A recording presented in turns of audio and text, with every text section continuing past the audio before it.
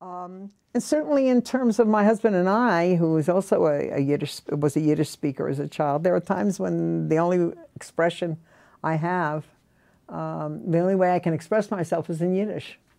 It's the only way that my language won't fail me, and I can translate it into English sometimes, but it doesn't have the same impact often. Don't ask, and I know you're going to ask me, give me an example, and I can't think of one right now, but I know there are times when they say Yiddish retzach.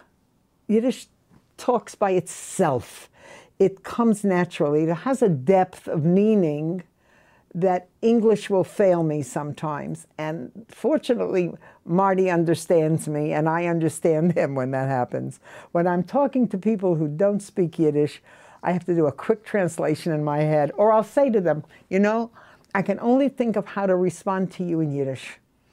So let me respond in Yiddish, and they'll look at me, and I say, and I'll translate it for you. But I'm telling you, it doesn't have the same meaning. It doesn't have the same nuanced meaning that it has in English. And